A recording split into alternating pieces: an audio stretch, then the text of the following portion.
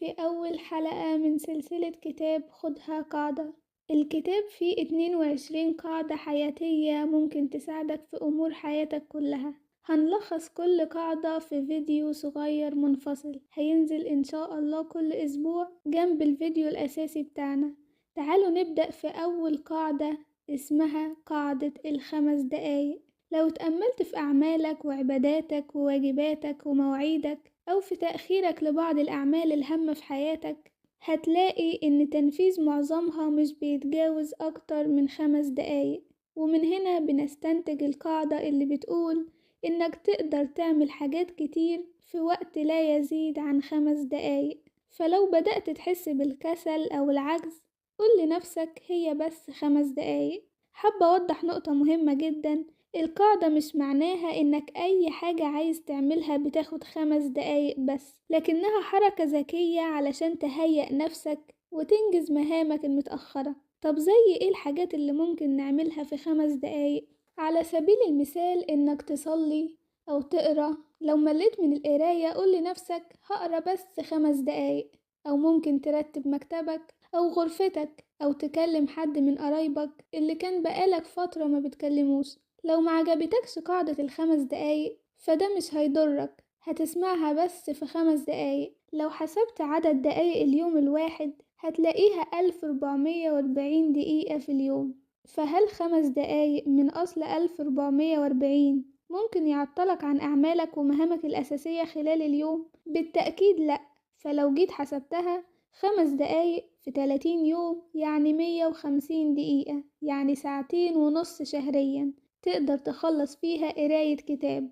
قراية كتاب كل شهر يعني قراية 12 كتاب في السنة، وهكذا. فهل هنستثمر ال5 دقايق دول؟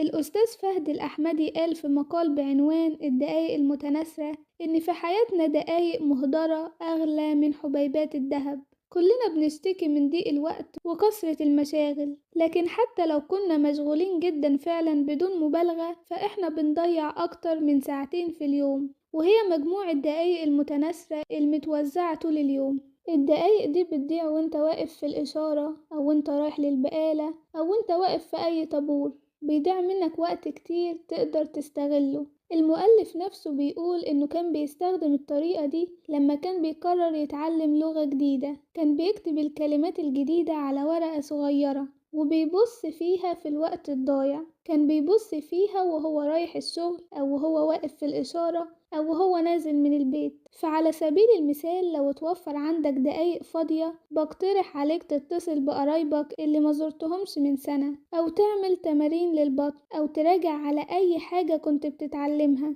أو تنظف مكتبك، أو تقضي وقت مع أطفالك. نقدر كمان نستفيد من قاعدة ال5 دقايق في أوقات المذاكرة، زي التركيز على معلومة معينة وتكرارها لمدة 5 دقايق. لو معرفتش تركز خد بريك 5 دقايق وارجع كمل. ادي لنفسك 5 دقايق للمشي في نفس المكان اللي انت فيه علشان تتحرك وتستعيد نشاطك وطاقتك. في 5 دقايق بس ممكن تقعد قاعدة مع نفسك تحاسب فيها نفسك وتراجع أعمالك وتعيد حساباتك. المقصود من قاعدة ال5 دقايق إن الإنسان يحافظ على وقته، لأن العمر عبارة عن الأنفاس اللي بنتنفسها والدقايق اللي بنتكلم عليها وقبلها الثواني وبعدها الساعات. هو ده عمر الإنسان ودي حقيقة البشر. فلو الإنسان ضيع نفسه مش هيعرف يحافظ على أي حاجة تانية. وأخيرا اتأكد إن ال5 دقايق في حياتك، في قراءاتك، في اهتماماتك، في توجيهاتك